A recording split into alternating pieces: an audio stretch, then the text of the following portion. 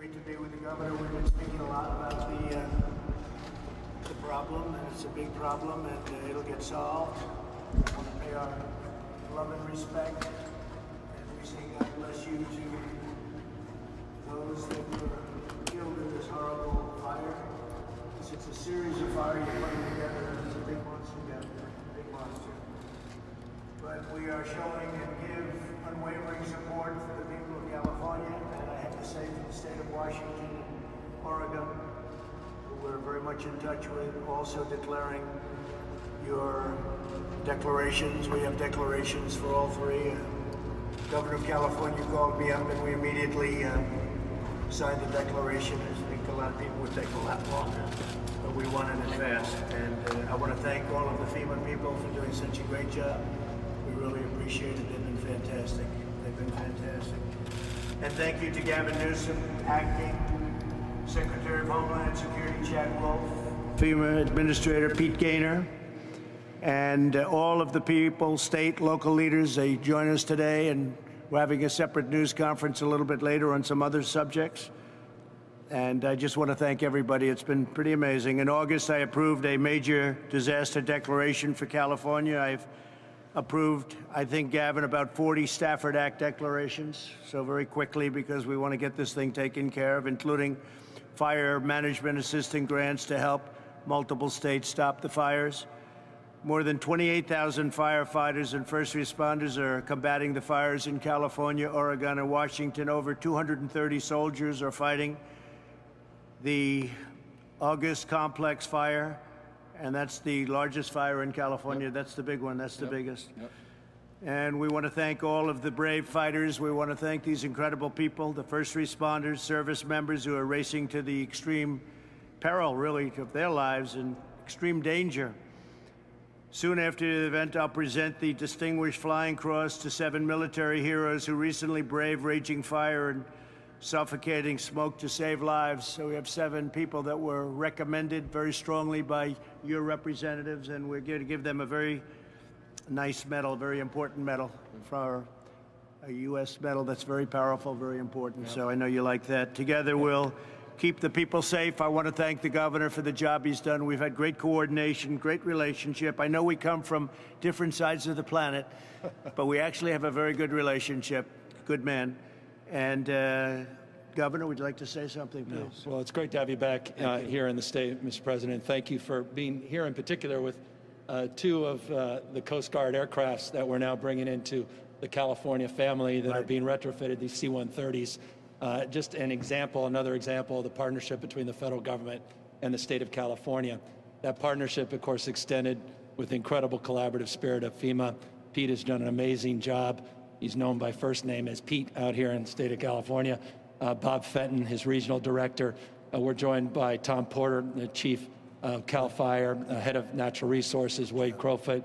Pleased to have the Fresno County mayor here, Mayor Mims, and of course, supervisor from up north in Siskiyou that was kind enough to come all the way down. We've got fires from Siskiyou County, right up there at the border of Oregon, all the way down to the Mexican border. About a month ago, literally to the day, we began to have a series of 14,000 lightning strikes over a 3-day period. 1,100 fires have sparked in the last month. 2.8 million acres just in the last 30 days have burned. Unprecedented in California history. 3.2 million over the course of this calendar year. There's over 16,500 firefighters currently out in the lines, and I'm very pleased and I'm very grateful, Mr. President, that you're recognizing some of the other heroes, those National Guardmen and women that did an extraordinary job saving the lives of hundreds and hundreds of people stranded with some of these most intense fires. You mentioned the August complex, 789,000 acres, the largest in California history.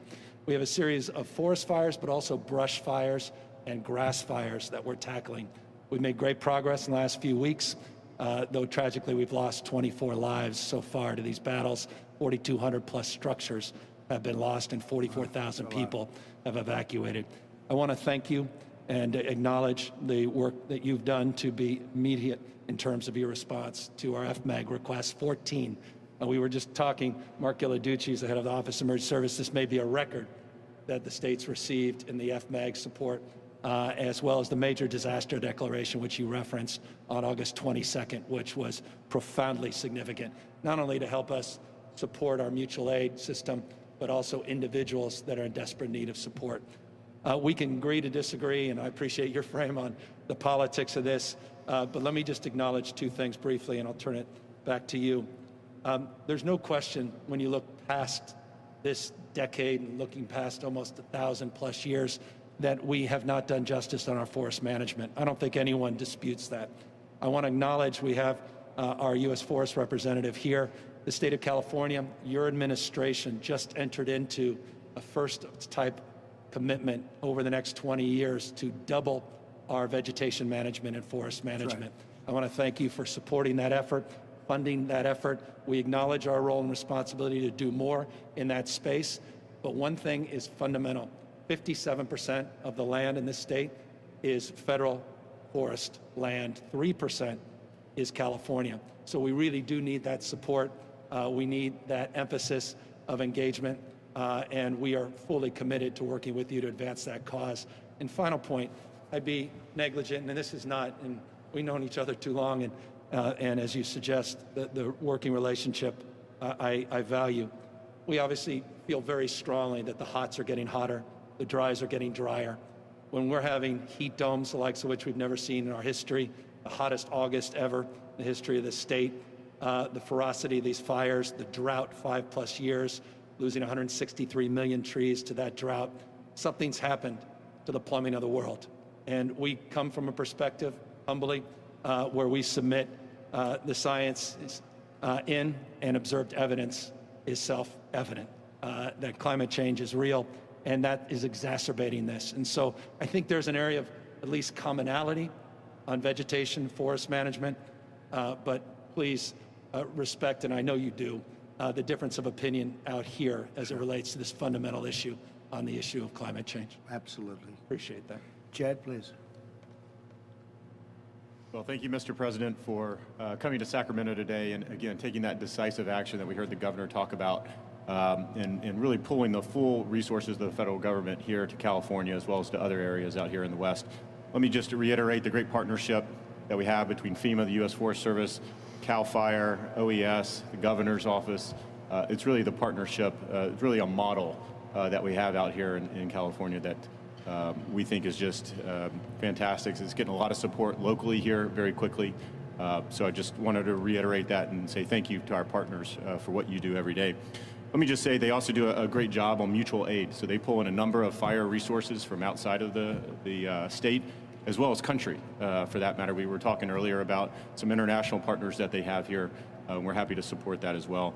And then let me just say thanks, as you did, Mr. President, to the brave firefighters and all the first responders that are responding every day to the fires that we see here. Those are the heroes of the day, and we're just happy to be part of that process, happy to support them with the resources through your office, Mr. President, and just really, again, look forward to the partnership we have here and continuing to push that along. Well, they're doing a great job, and they really have over the years. It's a tough battle, but they've never let us down. No. Incredible what they're able to do, and the risk and the danger. Pete Gaynor, please, FEMA. Sir, you're going to hear this constantly about the partnership. I can't say enough about the federal, the state, counties, tribes working together out here in California from the governor on down. It is a true team effort. And I know, through the major disaster decks and the FMAGs have allowed the governor and his team to exercise all the resources that the federal government has to protect, to respond and protect life, and that's the #1 priority. I know we're going to be working on debris removal, and then lastly, protection of the watershed to prevent follow-on disasters come the wet season. So together, I couldn't be prouder to be part of this team in California. That's great. Thank you, Pete. Great job. Let everybody know what we think. Incredible job.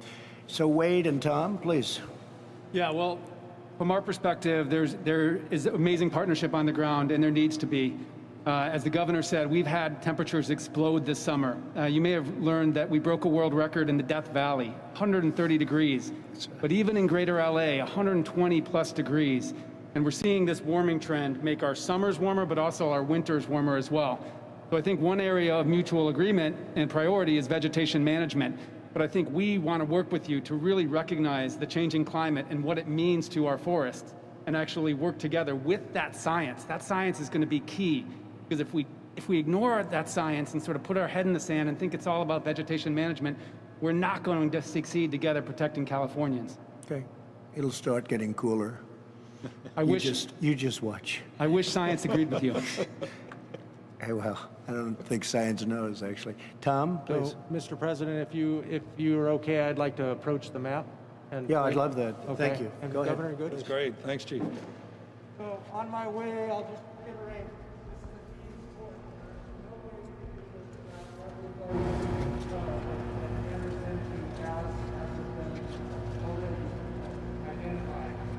But I wanted to approach the map because what this display is very simply is all of the green is federal lands, Forest Service, BIA, BLM, all of the agencies included, Fish and Wildlife Service. The yellow is all private land. And then that 3%, you can't really see, it's scattered out here, that's the state lands. But what we have showing here is the ownership and then the fires that we're currently fighting. All the way from down near the Mexican border, within 8 miles of the Mexican border, all the way into Oregon. So we've got 1,000 miles spread between these fires. We have about, in order to put line around these fires with all the partnership we're talking about, we have to cut line, scrape line in the ground from here to Chicago. So it's a lot of dirt we have to move. But And why is that? Why are you doing that? you have to put a line between the green and the black in order to put a fire out. Really? We do.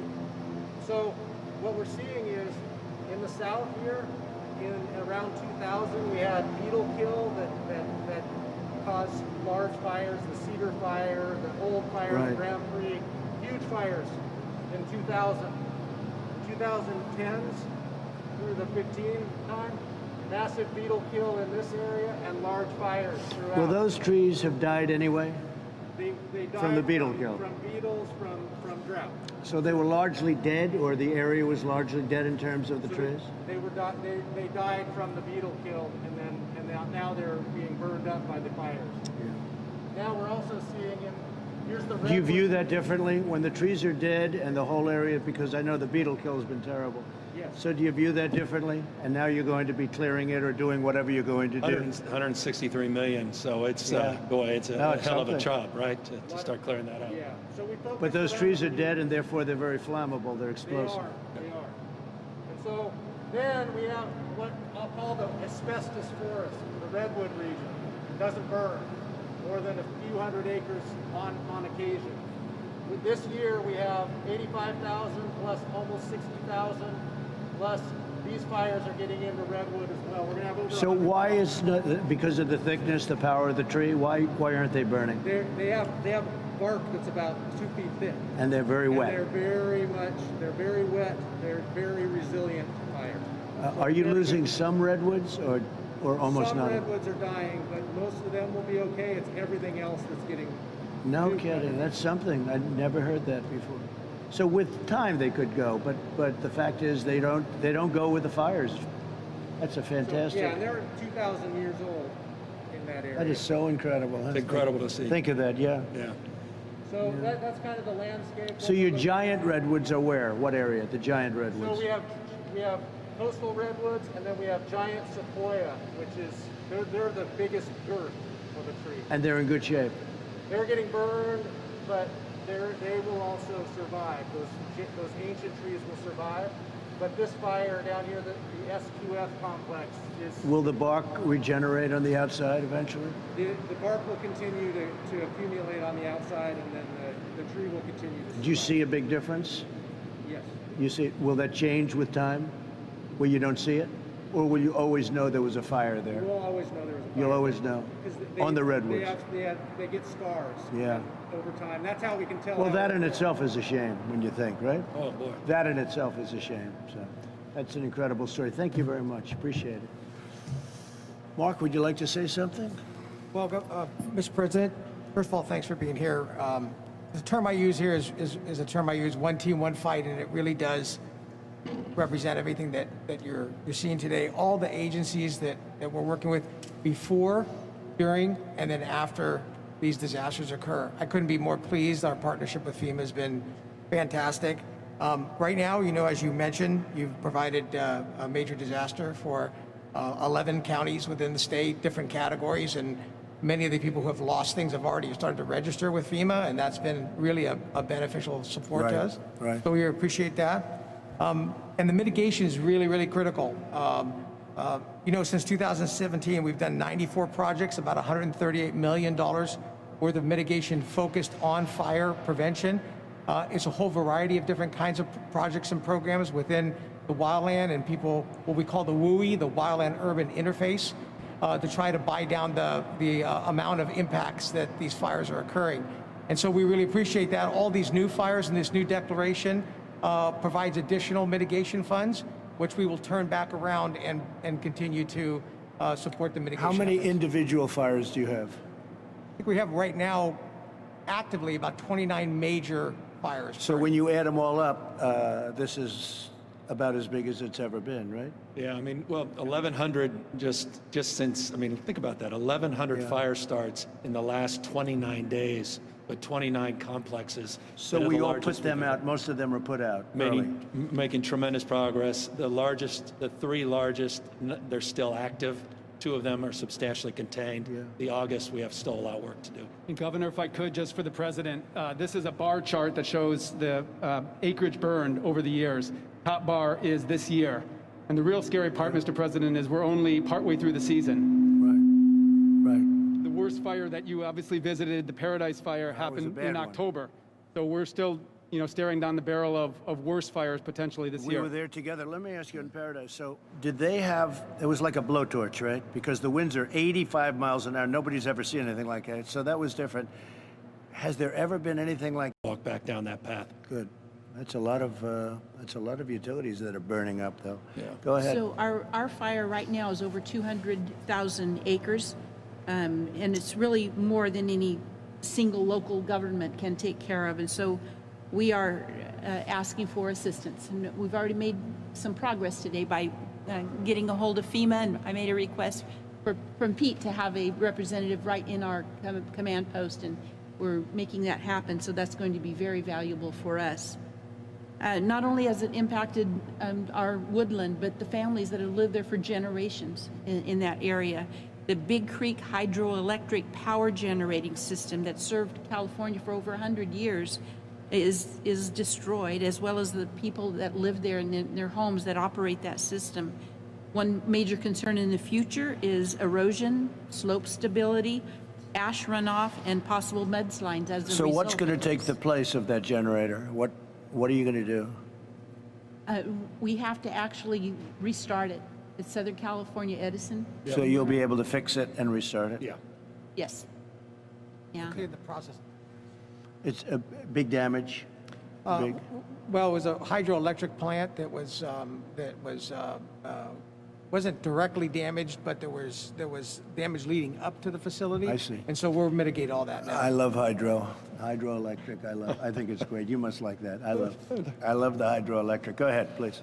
So far, we've had over 300 structures that have burned, but we could have had many more. And I need to commend the efforts that CAL FIRE gave to us, not only with pre-work by doing some tree mortality mitigation, Right. but during that fire, they were able to cut some breaks that allowed us, law enforcement, to evacuate over 20,000 people from these areas. And so they just did a great job, and I am glad to report that in Fresno County, we've had no loss of life.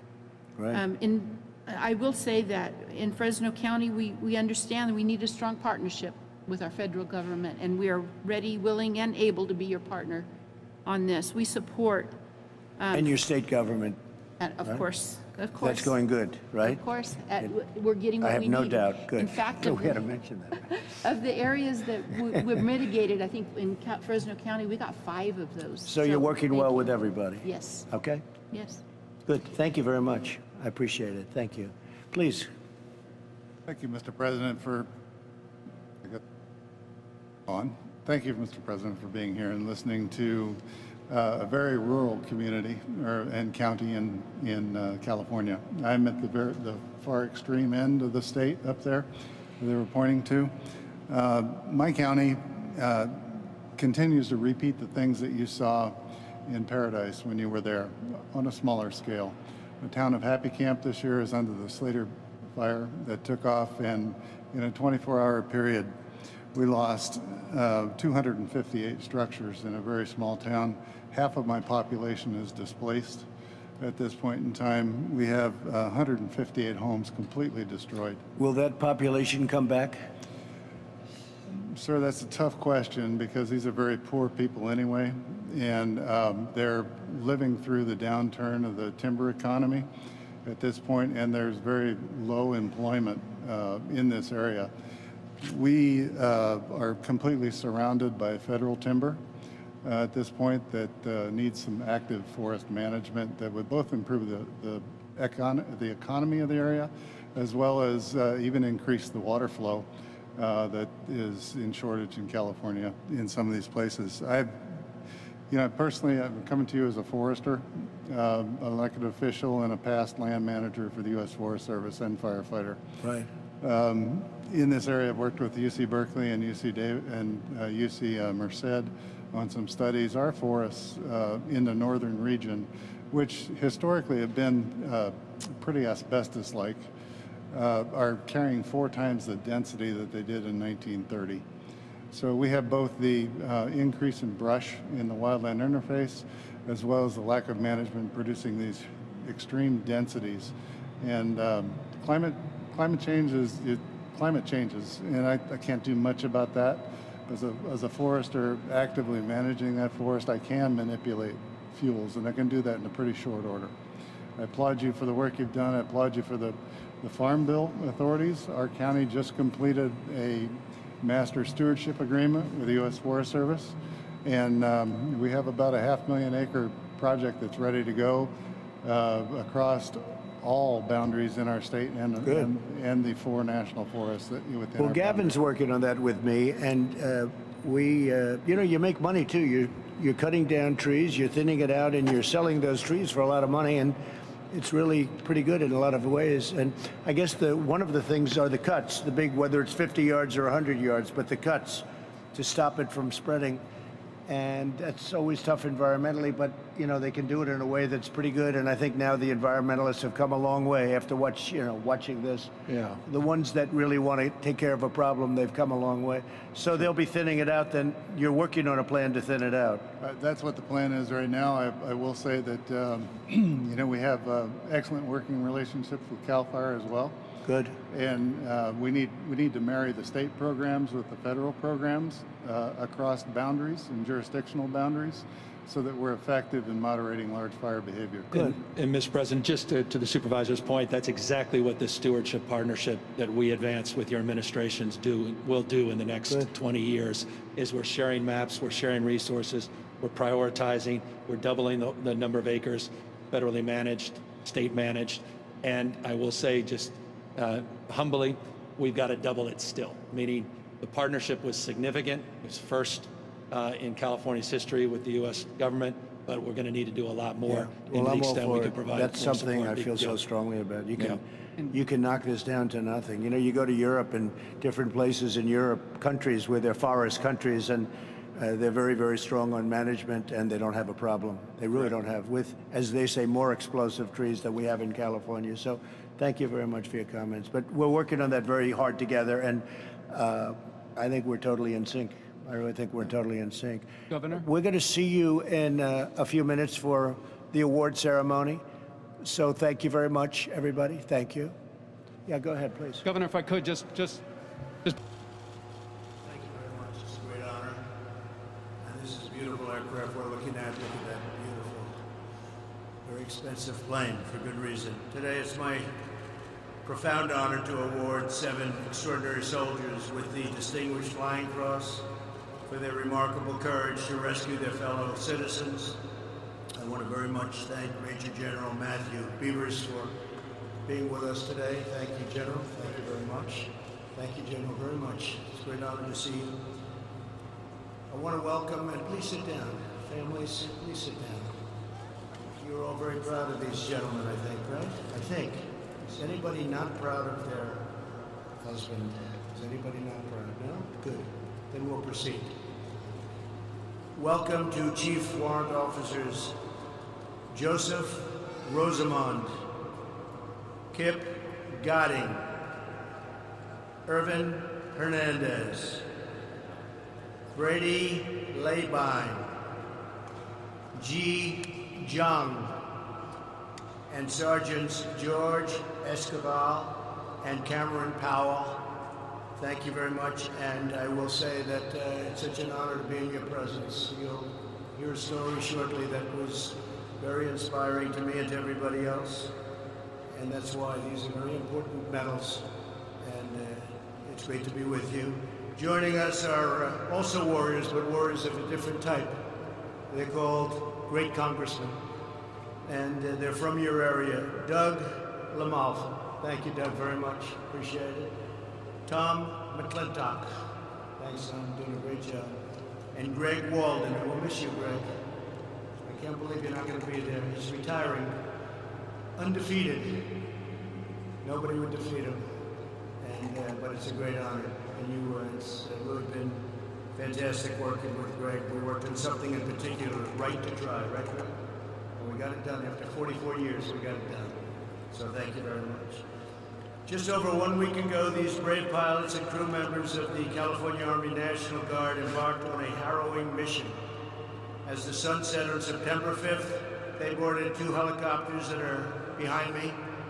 Then they flew into blazing flames, raging wind, and it was raging, and blinding smoke to rescue families who were trapped by the massive creek fire at the Mammoth Pool campground. While they were on their way to the campground, the crew received word from state and local officials and headquarters that it was far too dangerous to continue the mission, turn back. But they decided to continue anyway, knowing they might not return. They knew that people were in danger, great danger. As night set in, they could see almost nothing through the miles of dense smoke. Using their night goggles and their expert navigation skill, they reached the camp. They found the stranded families, many of whom were badly burned and injured, and they loaded them, as many as they could, onto the 2 helicopters. Then they made the perilous flight back to the base. As soon as they unloaded the passengers, they again risked their lives and flew back into the blazing fire to rescue more victims. Their superiors said, "You cannot do this, you cannot do it again." They did it. The smoke had become even more overpowering, yet they returned a 3rd time. After 10 grueling hours, they completed their mission, having saved the lives of an astounding 242 people. We are proud of them.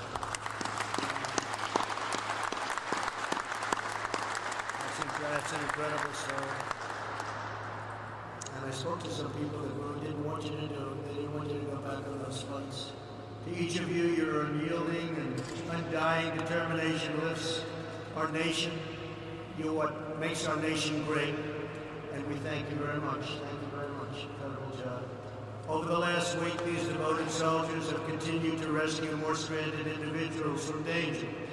In fact, less than 48 hours after their rescue at Mammoth Pool, they flew to another treacherous mission. On the first 2 attempts, they were forced to turn around and they were advised to abort the mission. You must abort the mission. But they chose to try a 3rd time at great risk to their own lives. Through tremendous skill and incredible valor, they saved 50 people from absolute imminent danger. Our nation is strong because of remarkable individuals like these service members. In the midst of our greatest trials and biggest challenges, America prevails because of the brave and selfless patriots who risk everything so that they may save lives of people in many cases that they don't know. They have no idea who they are. It's like law enforcement. They save the lives of people that, for the most part, they have no idea who they are. But they're so determined to do it. Today, our country honors their courage, and we're inspired by their example, and we thank God for the blessing and all of our blessings that you're safe. Our nation has really benefited by your bravery. And on behalf of our great nation, I thank you very much. As your president, I thank you very much. Great job. And now I'd like to ask the military aide to come forward and read the citation, please.